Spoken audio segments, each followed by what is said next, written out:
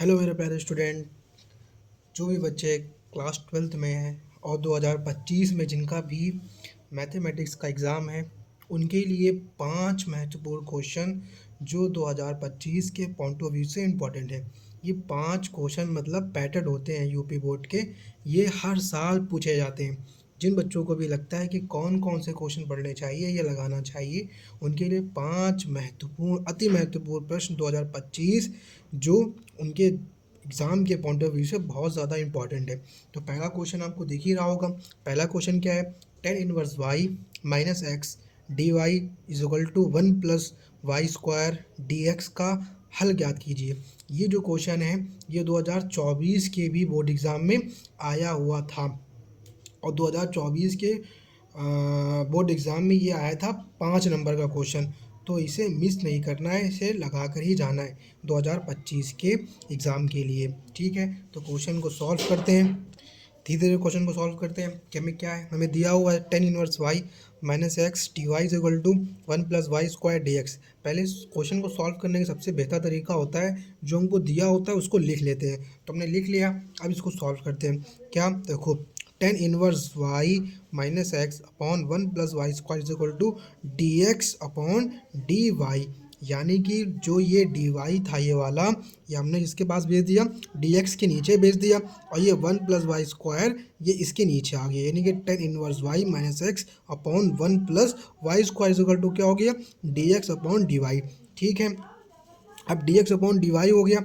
अब देखो इसको ऐसे भी लिख सकते हैं, D X upon D Y is equal to tan inverse Y minus X upon 1+y²। अब क्या हो जाएगा? D X upon D Y is equal to tan inverse Y upon 1+y² minus X upon 1+y², यानी कि जो ये tan inverse Y minus X upon 1+y² equation है, तो ये वाई 1+y² ये टेन इनवर्स वाई के भी नीचे है और ये माइनस एक्स के भी नीचे है। तो हमने इसको अलग अलग पार्ट्स में डिवाइड कर दिया। ऐसा क्यों किया, आगे देखते हैं। ठीक है, अब देखो क्या आ जाएगा, D X upon D Y plus X upon 1+y², यानी कि जो ये वाला था इसको किस में ले आए? इधर ले आए इसके साथ। तो किस में हो गया? ये प्लस में हो गया, क्योंकि ये माइनस में था तो यहाँ किस में हो गया? प्लस में हो गया। Is equal to tan inverse Y upon 1+y²। इसको इस इक्वेशन में हमने क्यों बनाया? क्योंकि इसकी तुलना हमें करनी है, हमें इसकी तुलना करनी है। इसकी तुलना किससे करेंगे हम? D X upon D Y plus P X equal to Q, ये इक्वेशन होता है, इससे ही मान निकाला जाता है। फिर से देख लो किसकी तुलना की हमने, इसकी किसके साथ? इसके साथ, D X upon D Y plus P X equal to Q. ये दो इक्वेशन बनती है, D Y by D X plus P Y is equal to Q. ठीक है, ये दो तरह से इक्वेशन बनाई जाती है, इसको देख करके ही इसकी तुलना की जाती है। अब क्या हो जाएगा? देखो p इज इक्वल टू कितना हो जाएगा? 1/1+y², क्योंकि जो ये x है ये वाला, ये x है, देखो D Y by D X है, ये D Y by D X है। अब ये जो ये पी एक्स है, तो p कीजिए कि कितना है? 1/1+y², यानी कि अगर यहाँ पे हम 1 लिख दें, क्या लिख दें? 1, तो क्या हो जाएगा? ये 1/1+y² is equal to tan inverse Y upon 1+y²। अब p इज इक्वल टू कितना आ गया? 1/1+y² तथा q इज इक्वल टू कितना आ जाएगा? Ten inverse Y upon 1+y², क्योंकि देखो ये क्वेश्चन थी D X upon D Y plus P X is equal to Q, तो क्यू की जगह क्या है मेरा? Tan inverse Y upon 1+y²। अब आगे देखते हैं, यहाँ से क्या निकालेंगे हम? यहाँ से आई एफ निकालेंगे।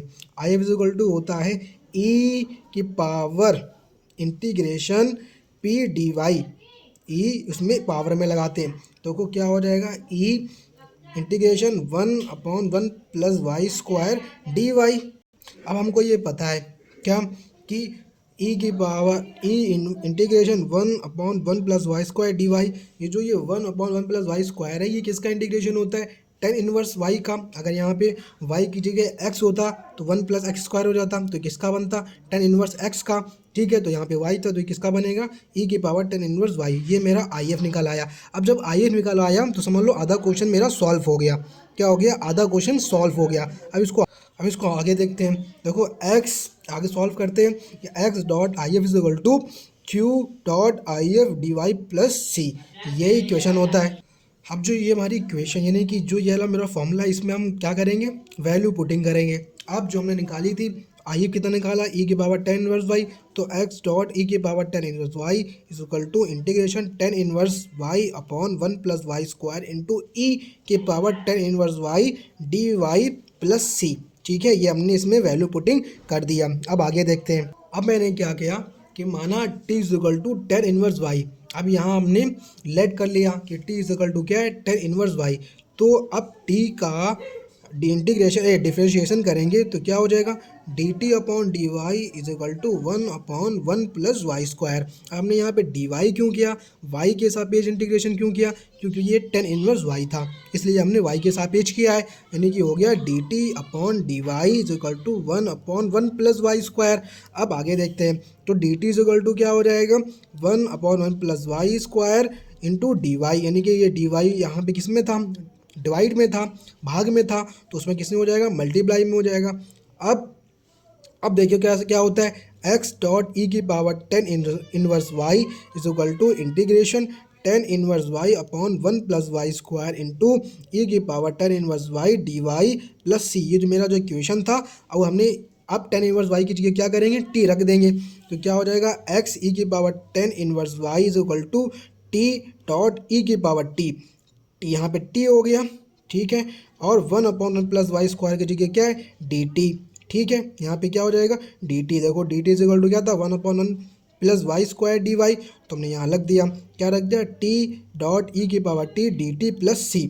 ठीक है, अब यहाँ पे क्या करेंगे, खंडशः समाकलन लगाएंगे। क्या करेंगे, खंडशः समाकलन लगाएंगे, जो मैंने लिख दिया है। क्या होता है, एक्स डॉट ई की power 10 inverse Y is equal to T, यानी कि पहले को रोका, दूसरे का इंटीग्रेशन, फिर माइनस लगाया, दूसरे को रोका, पहले का डिफ्रेंशिएशन, फिर पहले का फिर इंटीग्रेशन और डी टी प्लस सी। यानी कि टी इंटीग्रेशन ई की power t d t minus integration differentiation d T upon d t integration e की power t d t bracket बन डी टी प्लस सी। ठीक है, इसमें किसी को भी डाउट हो तो वो कमेंट करके पूछ ले। अब क्या हो जाएगा, एक्स डॉट ई की power 10 inverse Y is equal to T dot ई की पावर टी, ई की पावर टी के इंटीग्रेशन क्या होता है, ई की पावर टी माइनस इंटीग्रेशन। अब D T upon d T क्या होता है, 1 हो जाता है, और ये फिर वही ई की पावर टी का इंटीग्रेशन क्या हो जाएगा, ई की पावर टी, और ये डी टी प्लस सी। अब आगे करते हैं, एक्स डॉट ई की power 10 inverse Y is equal to T dot E T minus E T T dot ई की पावर टी माइनस ई की पावर टी प्लस सी। क्यों, क्योंकि देखो ई की पावर टी का मल्टीप्लाई 1 से करेंगे, फिर उसका 1 से करेंगे तो ई की पावर टी आएगा, और फिर उसका इंटीग्रेशन कर देंगे तो कितना आ जाएगा, ई की पावर टी। तो ये माइनस था ही, तो ये माइनस लग गया। अब टी डॉट ई की पावर टी माइनस ई की पावर टी प्लस सी। अब क्या करेंगे, इसका इंटीग्रेशन हो गया। अब वैल्यू पुटिंग कर देंगे जो हमने माना था। देखो एक्स डॉट ई की power 10 inverse Y is equal to T की जगह क्या माना था, 10 इनवर्स वाई।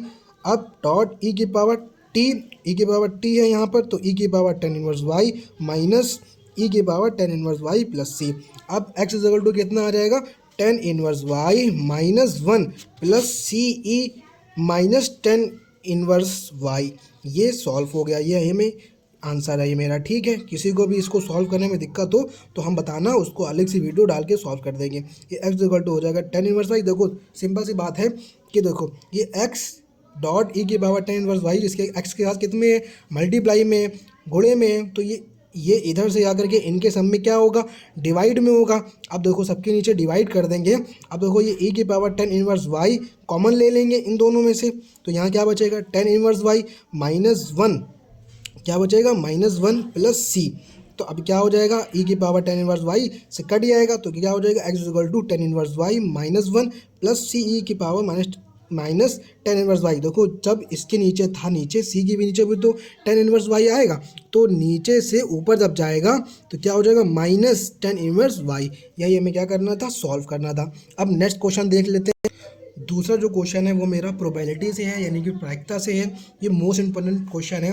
क्या है कि कह रहा है कि एक परिवार में 3 बच्चे हैं। क्या है, 3 बच्चे हैं। यदि यह ज्ञात है कि बच्चों में से कम एक बच्चा लड़की है, तो तीनों बच्चों के लड़की होने की प्रायिकता ज्ञात कीजिए। क्वेश्चन समझ के होंगे।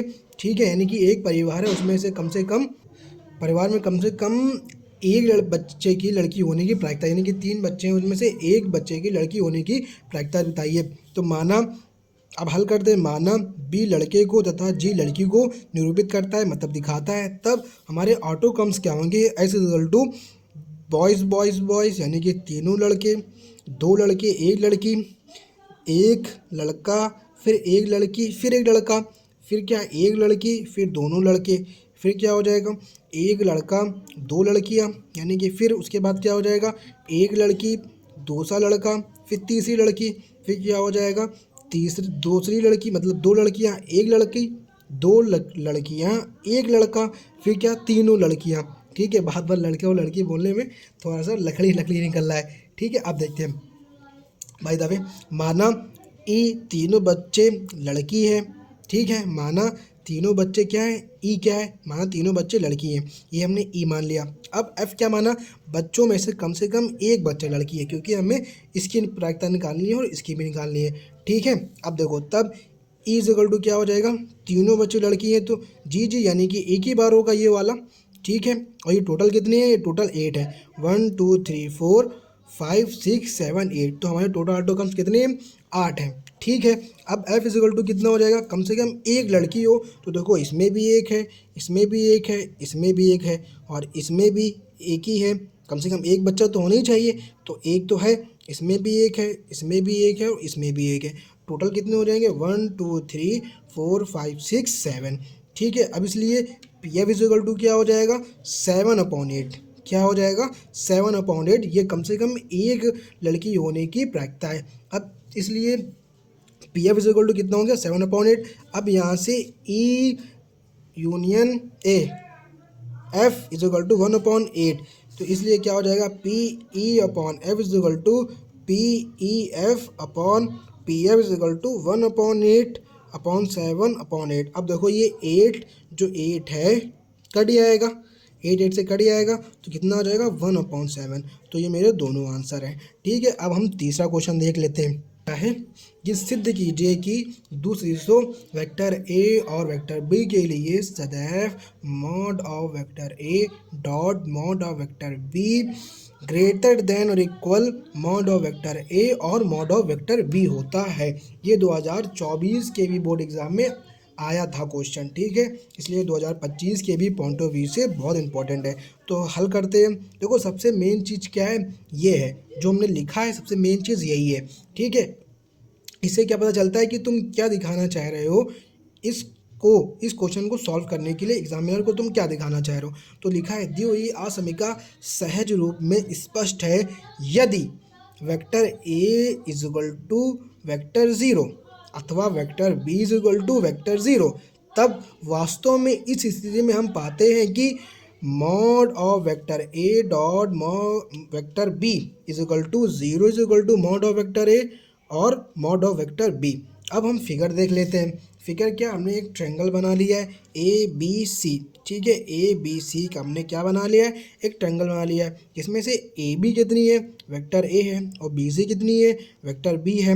अगर हम ए सी निकालेंगे तो क्या हो जाएगा, A B plus B C. क्या निकालेंगे, वेक्टर ए सी अगर निकाल लें तो क्या हो जाएगा, vector A B plus vector B C, यानी कि ये डिस्टेंस इक्वल टू कितनी होगी, ये डिस्टेंस जो कि हमने यहाँ पे लिखा हुआ है vector A plus vector B. ठीक है, यहाँ पे हमने दिखा भी दिया है। अब इसलिए हम पाते हैं कि क्या पाते हैं, mod of vector A not equal 0 and mod of vector B not equal 0। ठीक है, यानी कि इसको ऐसे लिखे हैं और उसको ऐसे भी लिख सकते हैं, जैसे मैंने बोला कैसे लिखा है, mod of vector B not equal 0 not equal mod of vector B. ठीक है, ना तो मॉड ऑफ वेक्टर ए 0 के इक्वल है और ना मॉड ऑफ वेक्टर बी भी 0 के इक्वल है। अब क्या हो जाएगा, देखो mod of vector A dot vector b upon mod of vector ए और mod of vector B is equal to mod of cos theta greater than equal. ठीक है, अब यहाँ लिख सकते हैं अतः, यहाँ से क्या क्या पता चला हमें, ये प्रूफ हो गया। क्या प्रूफ हो गया कि mod of vector A dot mod of vector b greater than equal mod of vector ए और मॉड ऑफ वेक्टर बी। यही हमें क्या करना था, प्रूफ करना था। ये जो अब वीडियो काफ़ी बड़ी हो गई है, इसलिए जो दो क्वेश्चन बचे हैं उसको हम लोग आगे सॉल्व करते हैं। ठीक है, अब देखते हैं आगे। इसी तरह की वीडियो पाने के लिए शेयर और लाइक करें अगर वीडियो पसंद आई हो, और जिन बच्चों को भी डर लग रहा था कि कौन से क्वेश्चन तैयार करना है वो इन क्वेश्चन को तैयार करें।